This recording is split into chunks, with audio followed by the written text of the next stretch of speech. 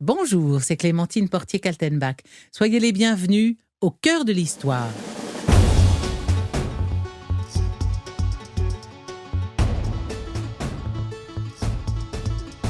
Frida Kahlo, un nom que tout le monde connaît et auquel on associe ses noirs sourcils déployés comme des ailes d'oiseau, signe reconnaissable entre tous sur la somme d'autoportraits peints par l'artiste mexicaine. Icône du féminisme entre deux guerres, symbole du triomphe de la volonté de puissance féminine dans un monde artistique presque exclusivement masculin. La peintre a vécu une romance avec Léon Trotsky en 1937. Mais s'agissait-il vraiment d'une histoire d'amour ? Pour tenter de percer ce qui reste caché sous le voile du mystère, je vous propose d'explorer quelques instantanés de la vie de Frida Kahlo dans ce nouvel épisode en 2 parties.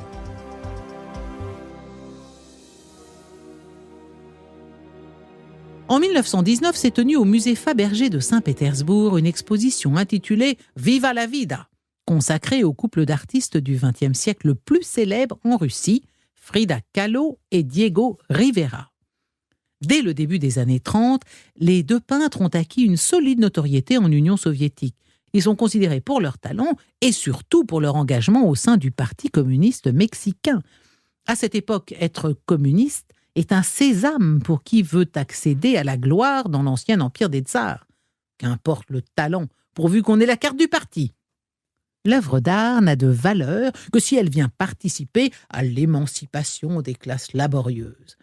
Le Mexique, depuis 1910, a vécu plus d'une décennie de chaos. Soulèvements populaires, coups d'État militaires, les régimes se succèdent à la vitesse de l'éclair. Comme en Russie, les inégalités qui affectent les différentes parties de la société suscitent une déferlante de révoltes sanguinaires. Il y a de quoi crier vengeance. Depuis presque un demi-siècle, une poignée de propriétaires détiennent 80% des terres, quand l'immense majorité des paysans ne possèdent strictement rien. C'est dans ce contexte tendu que grandit Frida Kahlo, entre un père photographe d'origine allemande et une mère mexicaine.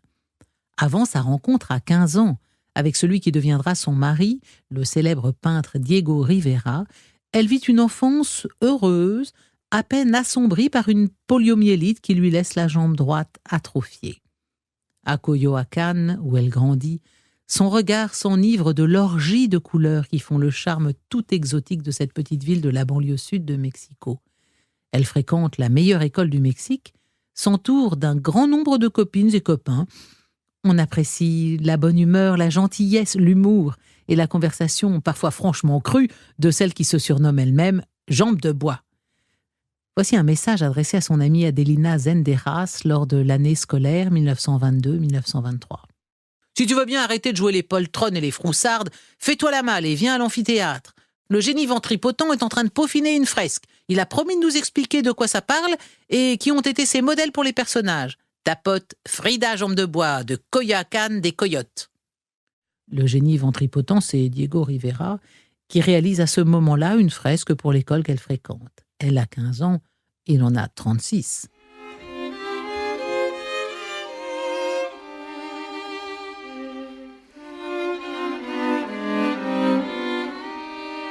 Même si l'adolescente est subjuguée par le talent du peintre, elle n'envisage en rien d'embrasser une carrière artistique. Pour l'heure, elle veut devenir médecin. C'est son désir, sa vocation. Quoique née dans une famille marquée par ses liens avec l'ancien régime du président déchu Porfirio Díaz, Frida nourrit déjà des idées révolutionnaires. Elle est ambitieuse, passionnée et encore profondément croyante. Elle va à la messe, se confesse, communie. Dans sa correspondance de l'époque, elle invoque régulièrement l'intercession de la Vierge Marie et des saints. Certaines lettres sont précédées d'une mention de la fête religieuse du jour. Entourée par ses 4 sœurs, choyée par des parents attentifs, généreux, aimants, Frida se sent appelée à incarner la femme de l'avenir.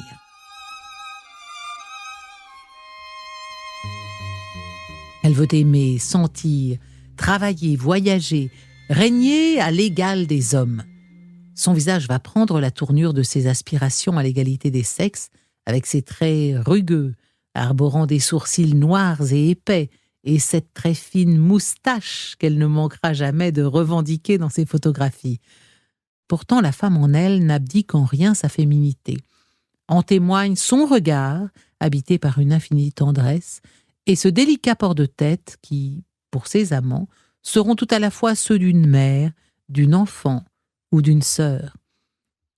L'heure n'est pas encore arrivée de l'accident terrible qui va bouleverser toute sa vie. Et pourtant, au milieu de cette joie sauvage jusqu'à la férocité qui l'anime et règle sa vie d'adolescente, elle a le pressentiment étrange que la souffrance est l'alpha et l'oméga de la vie terrestre. Est-ce une des traces laissées par sa profonde religiosité ? Chez elle, l'amour et la compassion ont pris le chemin d'une union indissoluble. Lettre à Alejandro Gómez Arias, le 15 décembre 1922. Alejandro, je suis désolé pour ce qui t'est arrivé. Reçois du fond du cœur vraiment toutes mes condoléances. Tout ce que je te conseille en tant qu'ami, c'est d'avoir assez de force, de volonté pour supporter les peines que Dieu notre Seigneur nous envoie pour nous mettre à l'épreuve de la douleur. Car nous venons au monde pour souffrir. J'ai ressenti ta peine au plus profond de moi et je demande à Dieu de te donner la grâce et la force suffisantes pour te résigner. Frida. L'impétueuse jeune fille, malgré son caractère révolutionnaire, ne va pas rapidement embrasser le communisme. Pourtant, nombre de chrétiens ces années-là au Mexique, comme partout dans le monde, se laissaient tenter par l'idée que le combat pour la justice sociale était comme le bras armé d'un christianisme vraiment engagé. Frida, en 1924, ne s'intéresse pas aux révoltes qui secouent Mexico. Dans sa correspondance, elle demande seulement à ses amis si la ville est fréquentable, avant sa flemme de lire les journaux. Et tandis qu'à l'autre bout du monde, en Russie, Lénine, Trotsky et Staline s'apprêtent à inaugurer une ère nouvelle de l'histoire de l'humanité, Frida se préoccupe encore de réciter pieusement chaque soir un pater et un ave et d'accueillir entre deux bénédictions papales les indulgences plénières accordées par l'Église au peuple des fidèles.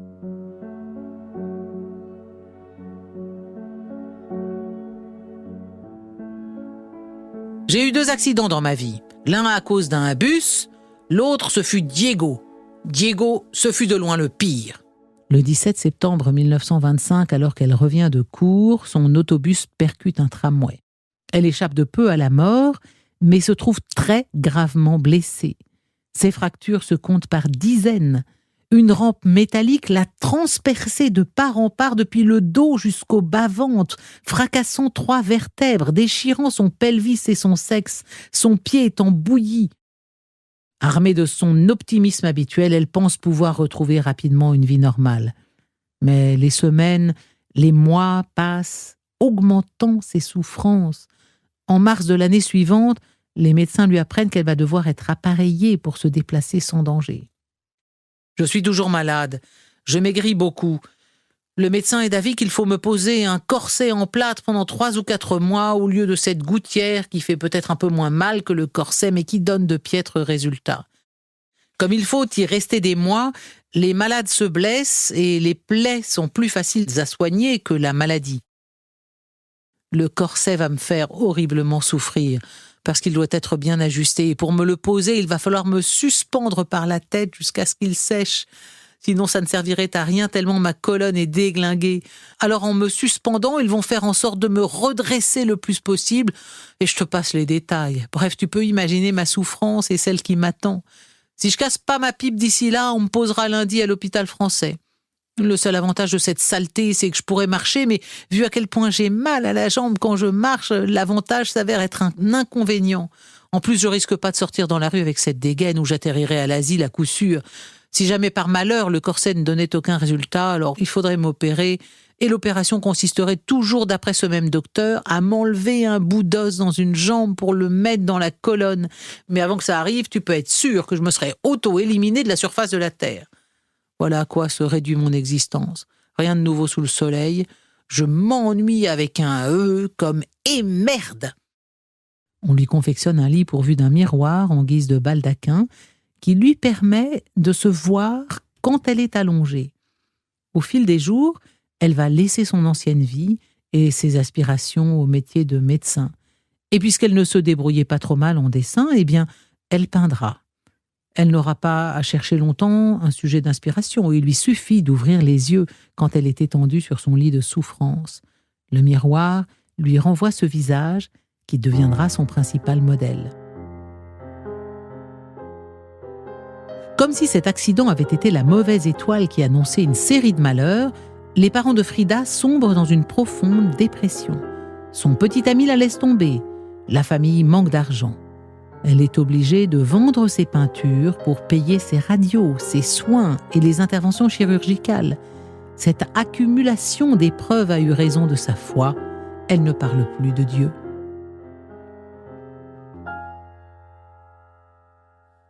Dès 1927, elle se rallie définitivement aux idées communistes. C'est l'année suivante qu'elle rencontre ce deuxième accident dont elle parle dans ses mémoires en la personne de Diego Rivera.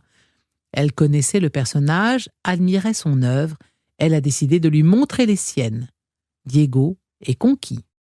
L'étoile révélait une extraordinaire force d'expression, une description précise des caractères et un réel sérieux. Elle possédait une sincérité plastique fondamentale et une personnalité artistique propre. Elle véhiculait une sensualité vitale, encore enrichie par une faculté d'observation impitoyable, quoique sensible. Pour moi, il était manifeste que cette jeune fille était une véritable artiste. Rencontre d'artistes et véritable coup de foudre réciproque. Diego Rivera est touché au cœur par cette jeune femme à l'allure incroyablement digne, aux yeux brillants d'une énergie à la fois sauvage et sensuelle. Un amour est né. Il traversera toute leur existence. Les parents sont mis au courant. S'ils acceptent assez facilement les 20 ans qui séparent les deux amants, ils se montrent plus dubitatifs lorsque Frida leur annonce son mariage avec cet homme à la fois gigantesque et presque obèse. Pour sa mère, c'est l'union impossible d'une colombe et d'un éléphant. Si elle construit sa vie, Frida n'en a pas pour autant terminé avec les médecins. L'état de son pied et de sa colonne vertébrale laisse constamment planer la menace d'intervention chirurgicale. La seule chose qui lui paraisse positive dans cette affaire, c'est, dit-elle, qu'elle commence à s'habituer à souffrir. Ce qui la fait tenir, c'est cette soif de vie intarissable, alimentée par son amour pour Diego Rivera. Dans toute son œuvre écrite, on retrouve le prénom de Diego pratiquement à chaque page. Sur les esquisses qui composent une partie de ses mémoires, Diego apparaît comme l'alpha et l'oméga de sa vie. Il est la condition même de son existence. Mais au malheur physique qu'elle subit depuis plusieurs années, va s'ajouter un malheur moral. Diego Rivera est un impénitent coureur de jupons. À Mexico, tout le monde le sait. Elle aussi le savait quand elle l'a rencontré. Mais elle ne pensait pas être ainsi trahie, presque quotidiennement, presque sous son nez. Habituée à souffrir, elle se résigne, essaie elle aussi d'imiter l'infidèle époux. Elle a commencé à séduire des hommes, des femmes, mais c'est en 1937 que va lui être donnée l'occasion rêvée de faire payer ses années de mensonges et de trahison à celui qui est son Dieu autant que son mari. Diego Rivera avait rejoint l'Internationale communiste. Le président mexicain, apprenant que Trotsky, l'un des pères de la révolution bolchevique, a été chassé par Staline, lui propose de séjourner au Mexique, où il sera en sécurité. Diego Rivera, qui connaît bien le président, se porte évidemment volontaire pour héberger Trotsky. Si cette plongée dans l'histoire vous a plu, parlez-en autour de vous et faites-moi part de vos commentaires sur le groupe Facebook Au cœur de l'histoire. Je vous lirai et je vous répondrai. Ce podcast est une création Europe 1 Studio. L'épisode que vous venez d'entendre a été écrit avec Jean-Louis Bachelet. La réalisation est signée Oscar Vater. Pour ne rater aucun épisode, abonnez-vous sur Apple Podcasts, Spotify, Deezer ou encore la plateforme sur laquelle vous écoutez habituellement vos podcasts. Et si vous souhaitez aller plus loin, la bibliographie de cet épisode vous attend sur le site Europe 1. Je vous donne rendez-vous demain pour la seconde partie de ce récit, Au cœur de l'histoire, consacré à Frida Kahlo et Léon Trotsky. Bonjour, c'est Clémentine Portier-Kaltenbach. Soyez les bienvenus au cœur de l'histoire.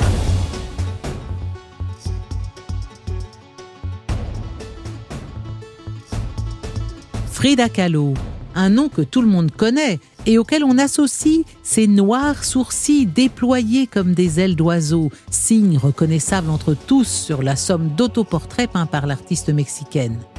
Icône du féminisme entre deux guerres, symbole du triomphe de la volonté de puissance féminine dans un monde artistique presque exclusivement masculin. La peintre a vécu une romance avec Léon Trotsky en 1937. Mais s'agissait-il vraiment d'une histoire d'amour ? Pour tenter de percer ce qui reste caché sous le voile du mystère, je vous propose d'explorer quelques instantanés de la vie de Frida Kahlo dans ce nouvel épisode en 2 parties. Seconde partie, Trotsky à Mexico.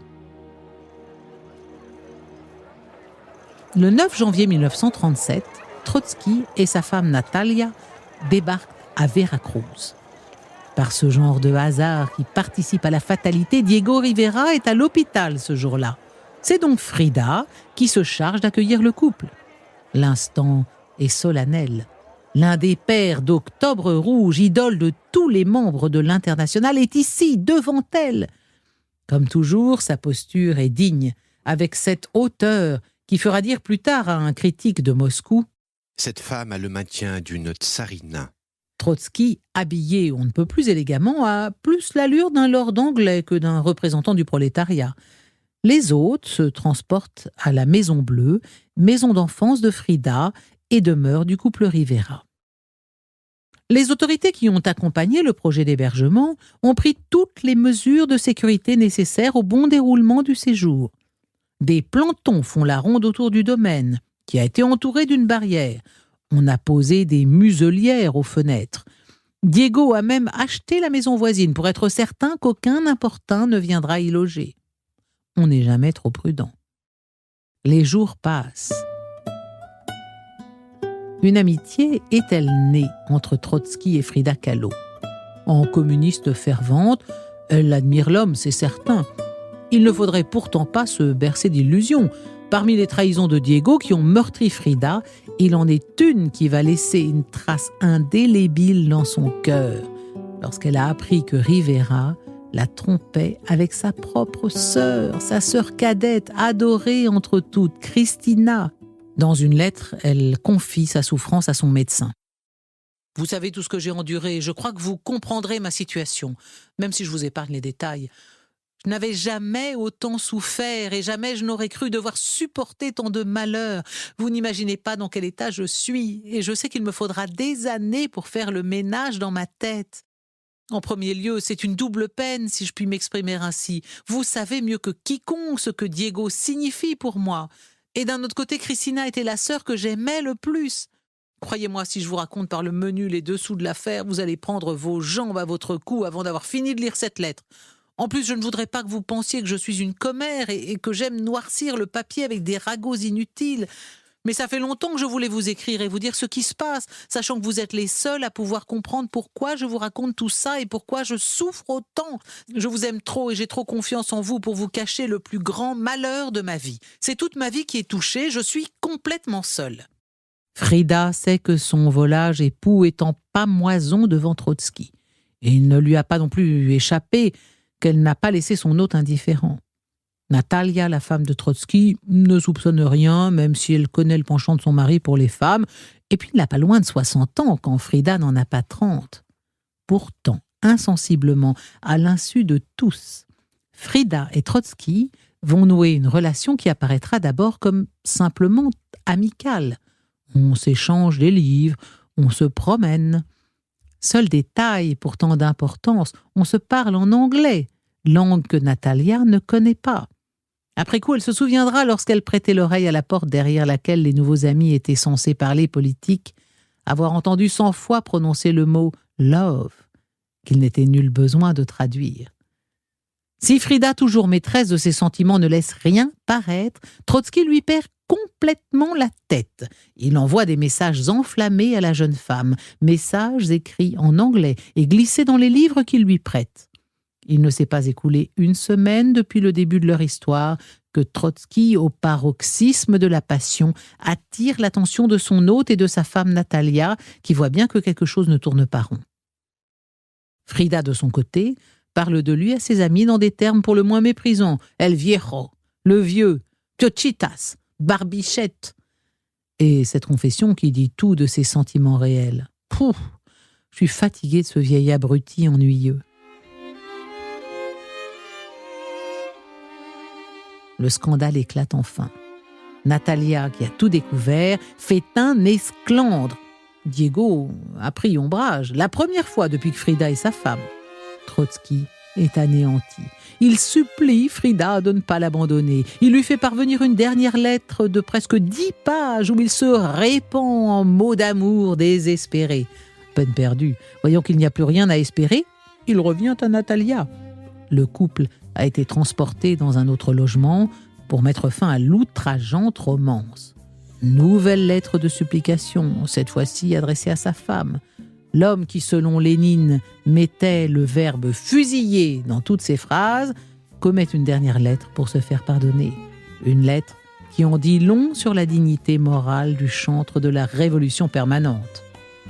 Depuis que je suis venu ici, ma pauvre ne s'est jamais dressée. Elle se repose de la tension de ces derniers jours, mais moi, je pense avec tendresse à ma vieille. Je veux la mettre ma langue dedans au plus profond. Oh, Natalochka, ma chérie, je veux encore te et avec ma langue, avec ma je t'embrasse fermement en tenant tout ton corps contre moi. Ton elle. Une authentique lettre de Trotsky à Natalia qu'il cherche à reconquérir. Natalia, sans doute d'ailleurs conquise par la noblesse du propos et l'amour sincère qui s'en dégage, acceptera le lendemain de la réception de la lettre de renouer avec lui.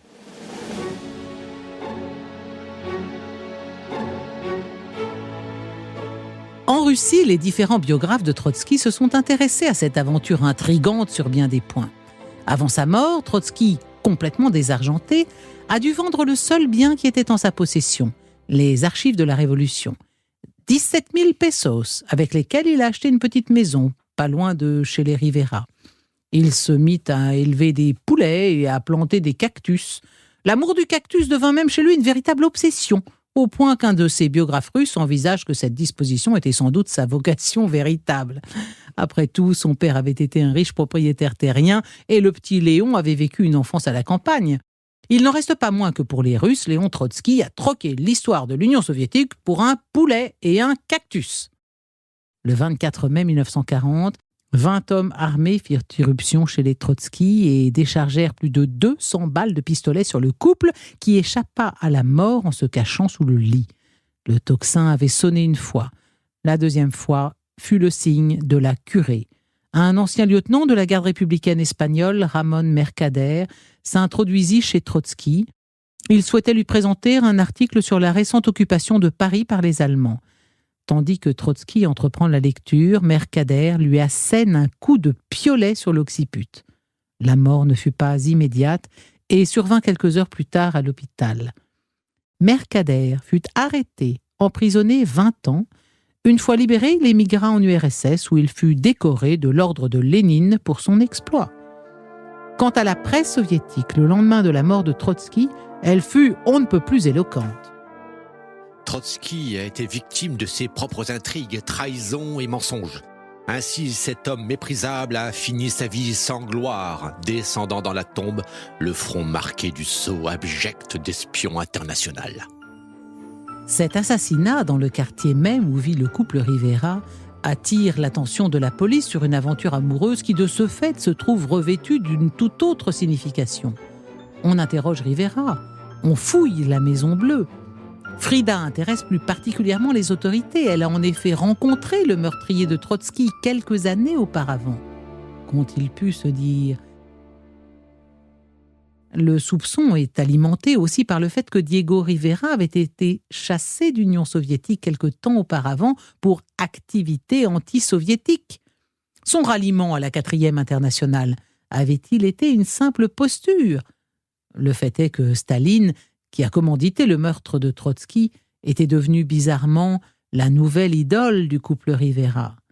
Sur une page de son journal, Frida peindra même en grosses lettres « Staline, Diego ». La police ne trouva rien chez les Rivera et cessa de les inquiéter.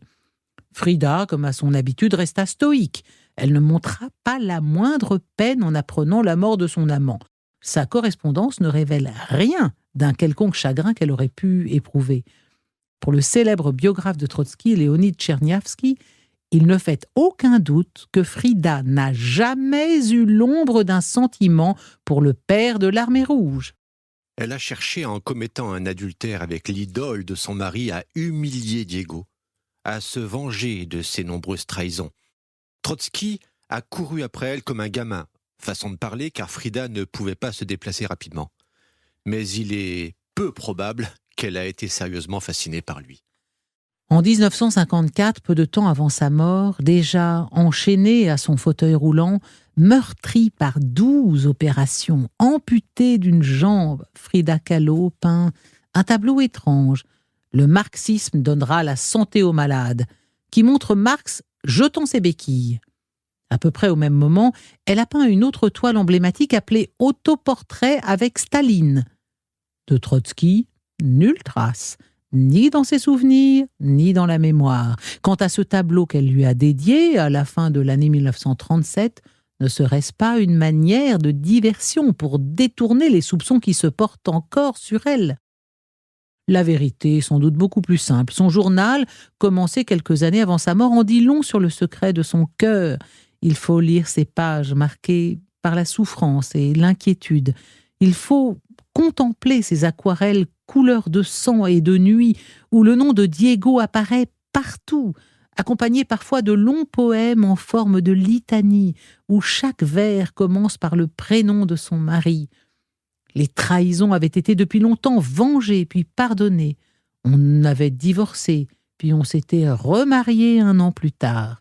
Le couple Rivera n'était pas un couple de façade. C'était à l'évidence une de ces histoires d'amour qui, comme toutes les histoires de chair et de sang, sont ceintes d'une couronne tressée de fidélité et de trahison. La fidélité seule triomphant de tout, parce qu'elle s'écrit au singulier et qu'elle porte le sceau de l'unité.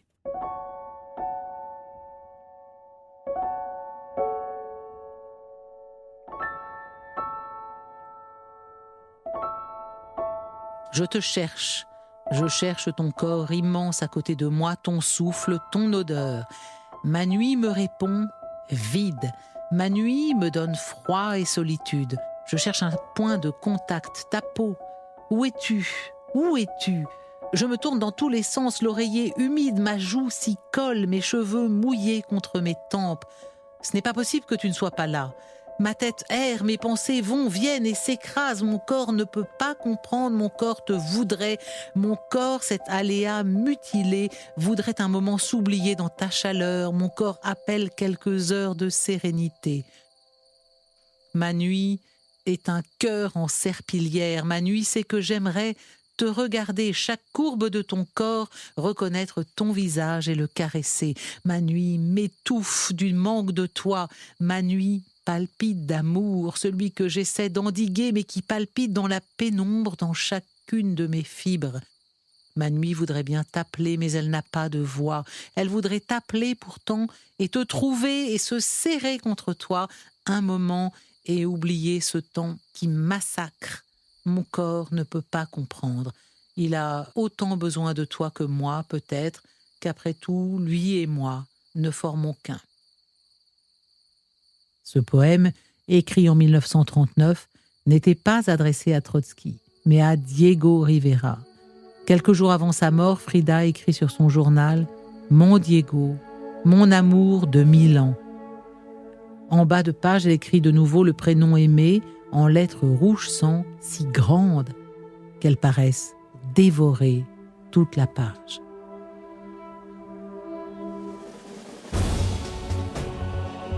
Si cette plongée dans l'histoire vous a plu, parlez-en autour de vous et faites-moi part de vos commentaires sur le groupe Facebook Au cœur de l'histoire. Je vous lirai et je vous répondrai.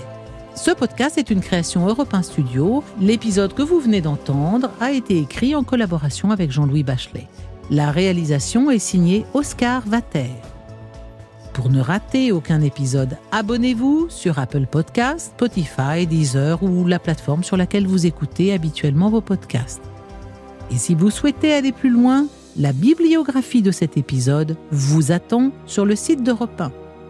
Quant à moi, je vous retrouve bientôt pour un nouveau récit au cœur de l'histoire.